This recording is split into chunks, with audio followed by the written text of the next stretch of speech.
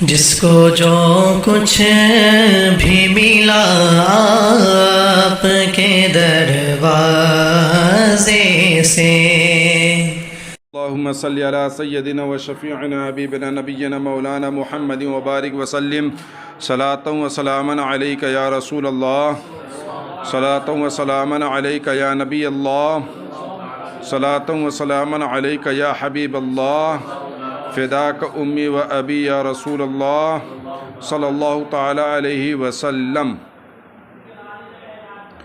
والعالم اسم لما يعلم به،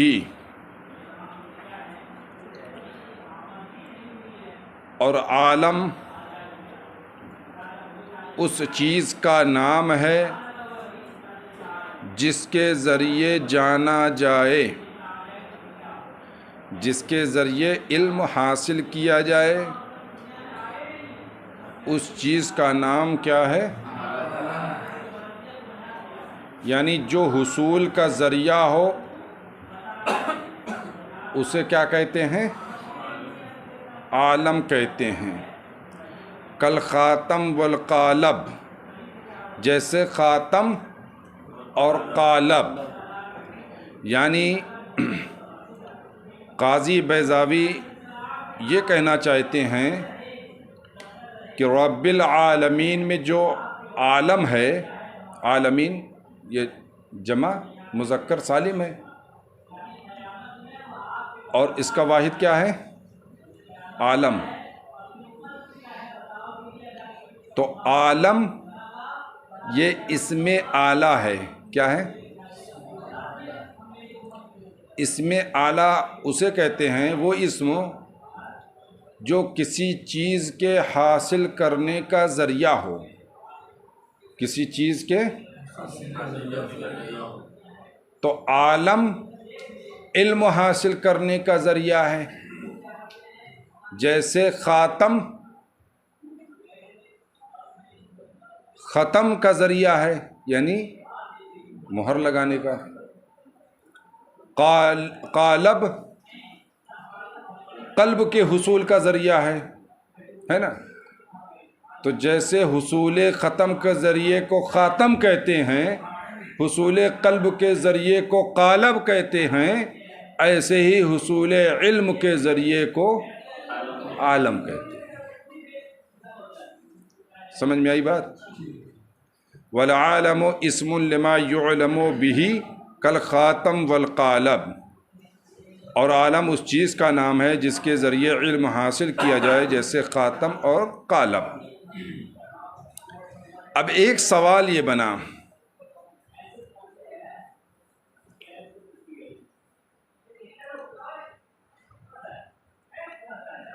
کہ عالم حصول علم کے ذریعہ کو کہتے ہیں. کس کو کہتے ہیں؟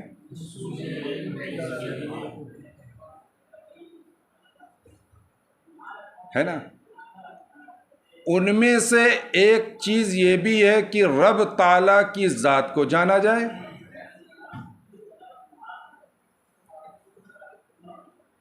اللہ تعالیٰ کا علم حاصل کیا جائے، اس کے وجود کا علم حاصل کیا جائے، کیونکہ یہ عالم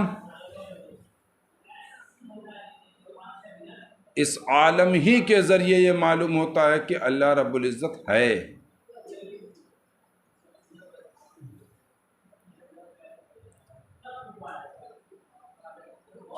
لیکن عالم کا جو انہوں نے پہلے معنی بتایا کہ حصول علم کے ذریعہ، کسی بھی چیز کے علم حاصل کرنے کا جو ذریعہ ہوگا اسے عالم کہیں گے. حالانکہ عالم کے بارے میں کہا جاتا ہے کہ عالم اسے کہتے ہیں جس کے ذریعے صانع کے وجود کا علم ہو. ہے نا؟ کیا ہو؟ صانع کے وجود کا علم ہو.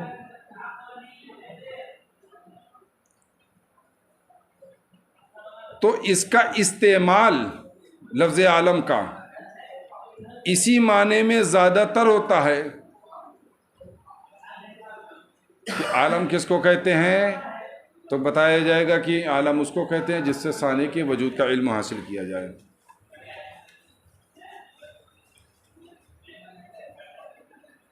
تو کہتے ہیں کہ اس کی کیا وجہ ہے، جبکہ عالم تو مطلق ہے نا، کوئی شے کسی شے کے علم کا ذریعہ ہو جائے وہ عالم ہے۔ تو کہتے ہیں غلب فیما یعلم بہ الثانی، اور اس میں غلبہ دے دیا گیا جس کے ذریعے ثانی کو جانا جائے، وَهُوَ كُلُّ مَا سِوَاهُ مِنَ الْجَوَاهِرِ وَالْأَعْرَاضِ، اور یہ وہ تمام چیزیں ہیں، ما کا بیان جواہر اور اعراض، اور یہ وہ تمام جواہر و اعراض ہیں جو صانع کے علاوہ ہیں، ہے نا۔ تو معلوم یہ ہوا کہ اللہ تبارک تعالیٰ کے علاوہ تمام جواہر و اعراض کیا ہیں، عالم ہیں۔ فَإِنَّهَا لِإِمْكَانِهَا وَإِفْتِقَارِهَا إِلَى مُؤَثِّرٍ وَاجِبٍ لِذَاتِهِ تَدُلُّ عَلَى وَجُودِهِ، کیونکہ یہ جواہر و اعراض اپنے امکان کی وجہ سے، یعنی اپنے ممکن ہونے کی وجہ سے، اپنے محتاج ہونے کی وجہ سے، واجب لذاتہ مؤثر کی جانب محتاج ہے۔ یعنی یہ جو اللہ کے ما سوا جتنے بھی جواہر و اعراض ہیں، اللہ جوہر اعراض نہیں ہے، اللہ کے علاوہ جتنی بھی چیزیں ہیں، اور وہ چیزیں دو ہی چیز میں منحصر ہیں، جواہر و اعراض میں، ہے نا۔ تو جواہر و اعراض یہ سب کے سب جو ہے ممکن ہیں، کیا ہیں، ممکن ہیں، اور جب ممکن ہے تو واجب الوجود کے محتاج ہوں گے، کیونکہ ممکن کا مطلب کیا ہوتا ہے، علم کلام میں آپ لوگ پڑھ چکے ہو، ممکن کا مطلب یہ ہوتا ہے کہ جس کے وجود و عدم دونوں پہلو برابر ہوں، کیا ہوں، دونوں پہلو برابر ہوں۔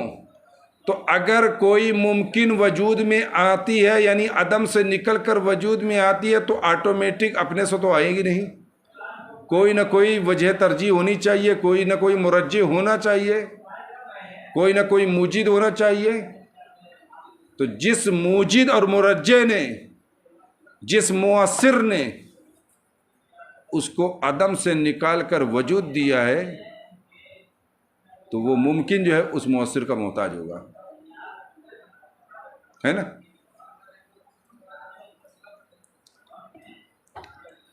اس کے بارے میں آپ لوگ پڑھ بھی چکے ہو، وہ مؤثر واجب الوجود ہوگا، ممکن نہیں ہوگا، ورنہ دور یا تسلسل لازم آئے گا، ہے نا۔ اور دور بھی باطل ہے اور تسلسل بھی باطل ہے، اور تسلسل کی بطلان میں سب سے بڑی دلیل کون سے، برہان تطبیق۔ اور یا تو آپ کہو کہ نہیں واجب نہیں ہوگا بلکہ ممتنع تو ممتنع الوجود ہوتا ہے نا، اس کا وجود ممتنع ہوتا ہے، جو خود وجود میں ممتنع ہے تو وہ کیا دوسرے کو وجود دے گا۔ اس لیے ایک ہی صورت بچتی ہے، وہ مؤثر کیا ہو، واجب الوجود ہو۔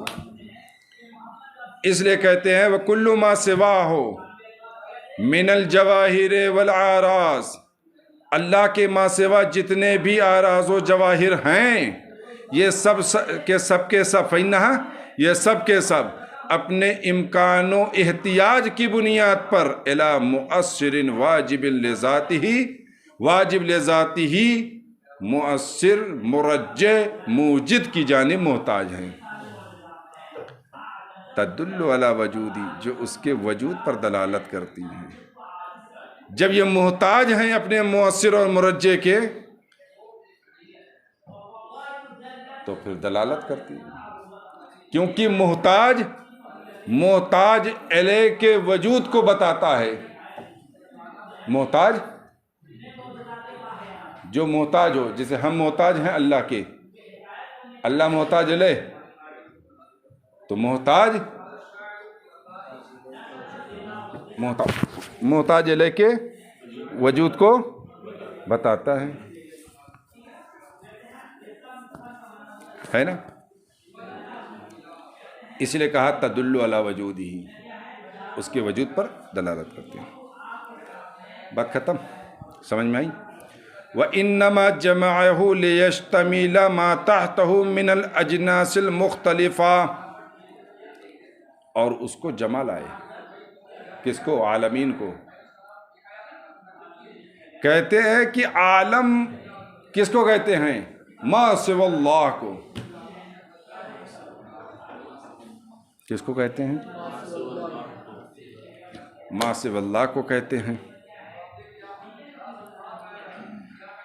تو اللہ رب العزت نے رب العالم کیوں نہیں کہا؟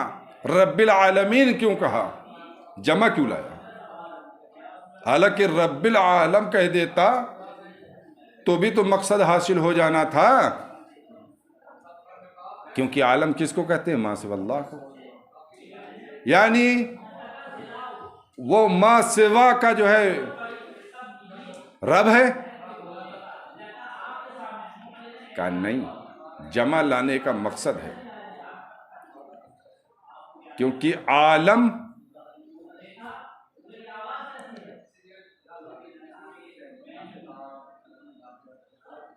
ما سوى اللہ کو کہتے ہیں،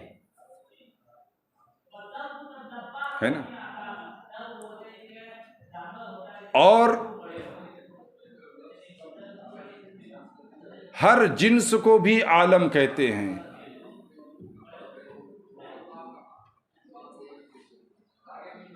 جیسے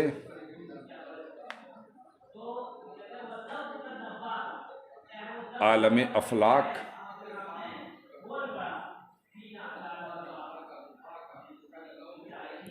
عالم نباتات، عالم جمادات، عالم حیوان. پھر ان جنسوں میں سے ہر جنس کے تحت مختلف انواع ہیں. کیا ہیں؟ مثال کے طور پر عالم نباتات کے تحت ایک نوع ہے گیہوں، ایک نوع ہے چاول، ایک نوع ہے مونگ کی دال. یہ نوع ہے نا. اسی طریقے سے عالم حیوان کے تحت مختلف انواع ہیں. انسان ہے، گھوڑا ہے، بلی ہے، بکری ہے، یہ مختلف انواع ہیں.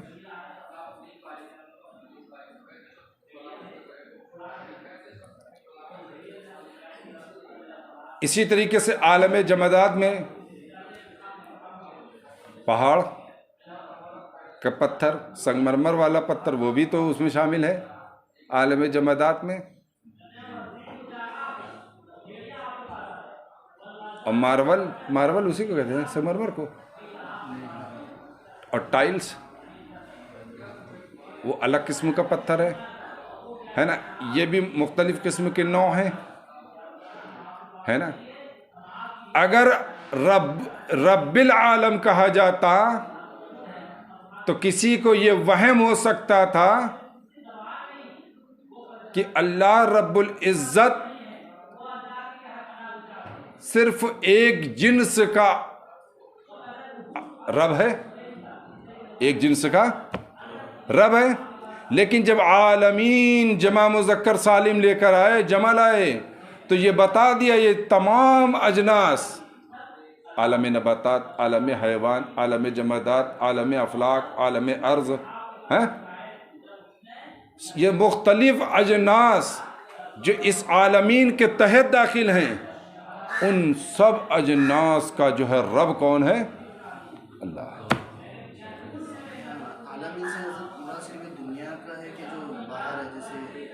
سب وہی تو بتا رہے تھے. سمجھ میں آئی بات نہیں؟ وَإِنَّمَا جَمَعُ لِيَشْتَمِلَ، اور اس کو جمع لائے تاکہ وہ شامل ہو جائے ما تحتہ من الاجناس المختلفہ، جو اس کے تحت مختلف اجناس ہیں، ہے نا. وغلب العقلاء منہم، اور ان میں سے عقلاء کو غلبہ دیا.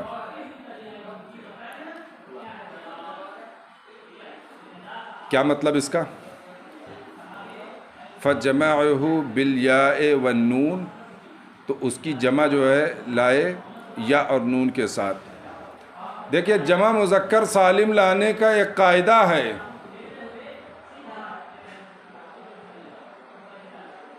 کیا ہے؟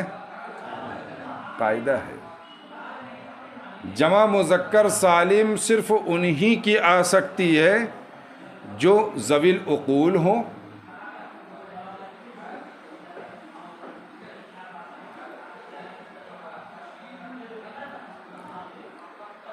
ذوی العقول ہوں. تو عالمین رب العالم نے کہا، رب کائنات نے عالمین کہا، تو اس کا مطلب کیا ہوا؟ سارے عقلاء کا رب ہے نا. یہ غلبے کے طور پر کہا کہ عقلاء کو فوقیت حاصل ہے غیر عقلاء پر. اس لیے یہاں پر جو ہے جمع مذکر سالم میں عقلاء کو فوقیت دے دیا، اور جمع مذکر سالم لے کر آئے اور یا اور نون کے ساتھ. تو غلب العقلاء منہم، یا اس کو مجہول بھی پڑھ سکتے ہو، وغلب العقلاء منہم، اور ان میں سے عقلاء کو غلبہ دیا گیا. فجمعہ بالیاء والنون، تو اسے یا اور نون کے ساتھ جمع لایا. کسائر اوصافہم، جیسے کہ ان کے بقیہ اوصاف، یعنی جیسے عقلاء کے بقیہ اوصاف جو ہے یا اور نون کے ساتھ لائے جاتے ہیں. یہ مسئلہ ہو گیا. ایک مسئلہ پھر وقیلا، اور کہا گیا ہے اسمن،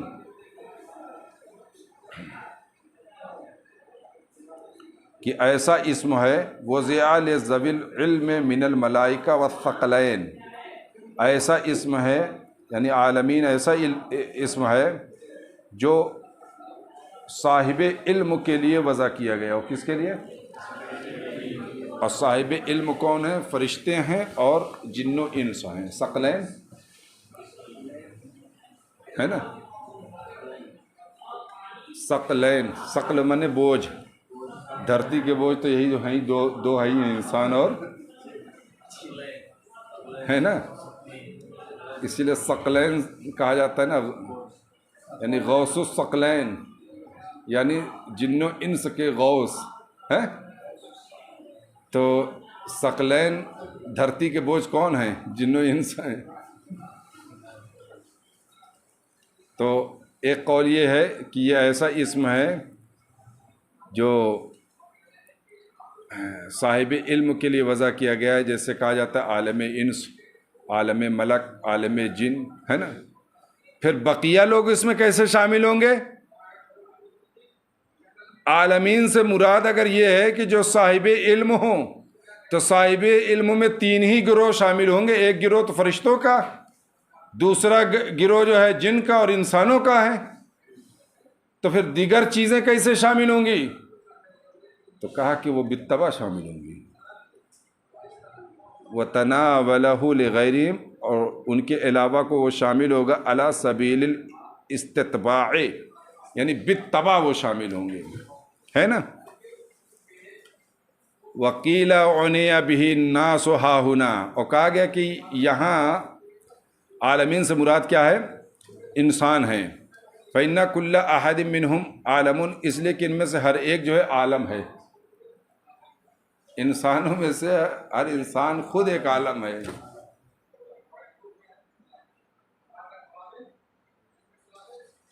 بلکہ عالم صغیر ہے. انسان عالم صغیر ہے. ہر انسان عالم ہے.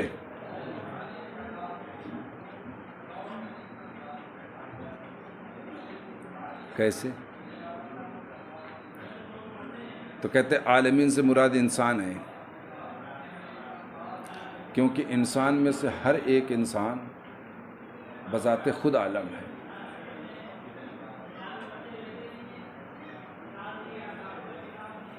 انسان کے علاوہ جتنی چیزیں عالم ہیں ان کو عالم کبیر کہا جاتا ہے، اور انسان کو کیا کہا جاتا ہے؟ عالم صغیر کہا جاتا ہے۔ کیوں کہا جاتا ہے؟ کیونکہ جو چیزیں عالم کبیر میں ہیں وہ چیزیں عالم صغیر میں بھی ہیں۔ مثال کے طور پر جوہر و عرض کا مجموعہ ہے انسان۔ اللہ تبارک تعالیٰ کی وہ نشانیاں ایک انسان کے وجود میں رکھی ہوئی ہیں کہ اگر انسان اپنے وجود کے اندر غور و فکر کر لے تو اسے رب کی معرفت حاصل ہو جائے۔ اسی لیے یہ حدیث پاک میں جس نے اپنے آپ کو پہچانا اس نے رب کو پہچانا ہے، اس کا یہی مطلب ہے۔ جس نے اپنے نفس کو پہچانا اس نے اپنے رب کو جان لیا، اس کا یہی محمل ہے۔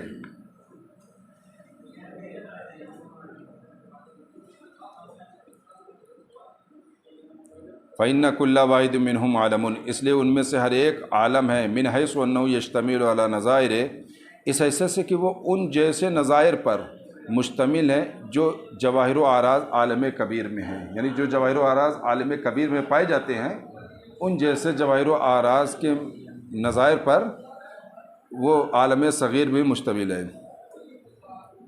یعلم بہ الثانی، اس کے ذریعے ثانی کو جانا جاتا ہے، کما یعلم بما عبدہ فی العالم، جیسے کہ اس کے ذریعے بھی ثانی کو جانا جاتا ہے جسے اس نے عالم کبیر میں پیدا کیا ہے۔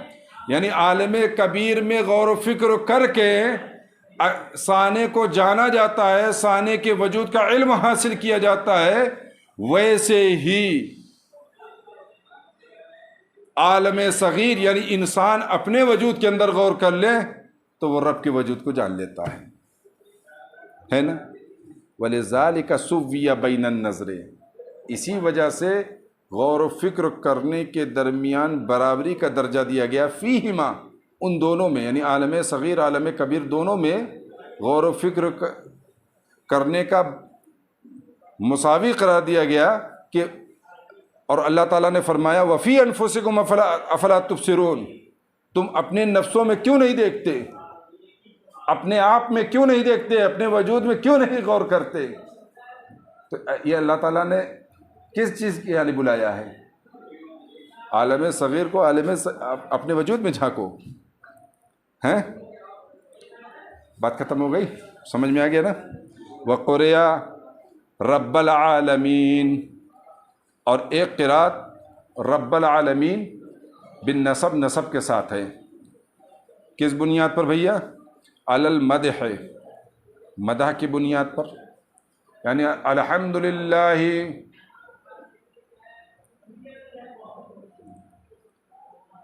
نمدح رب العالمین۔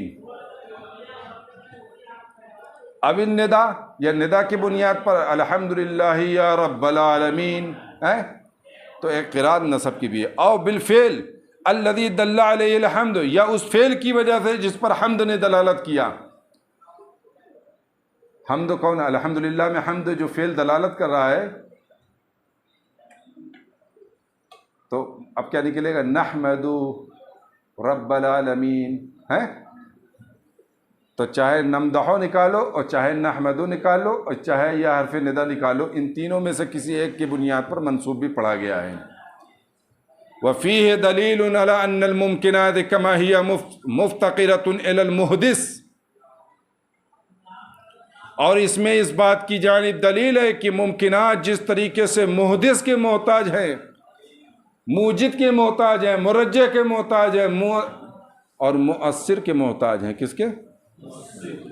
حالہ حدوثہما، اپنے حدوث کی حالت میں ہے نا۔ فَهِيَ مُفْتَقِرَةٌ إِلَى الْمُبْقِي حال بقائها، تو اپنی بقا کی حالت میں مبقی کی جانب بھی محتاج ہیں۔ کوئی بھی محدث چیز جب پردے عدم سے نکل کر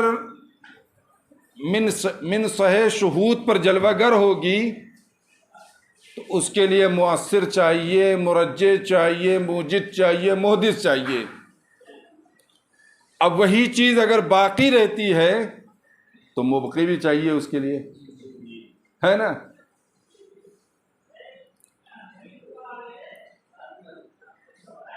الحمدللہ رب العالمین، تمام تعریف ہے اس اللہ کے لیے جو سارے جہان کا رب ہے۔ تو عالم یہ ممکن ہے، تو یہ محتاج ہے رب کا، ہے نا؟ محدث کا محتاج ہے۔ عالم ابھی باقی ہے، باقی ہے کہ نہیں باقی؟ ابھی باقی ہے، تو پھر مبقی کی جانب محتاج ہے کہ اس کو باقی رکھنے والا ہے نا؟ ٹھیک ہے، بس کریں۔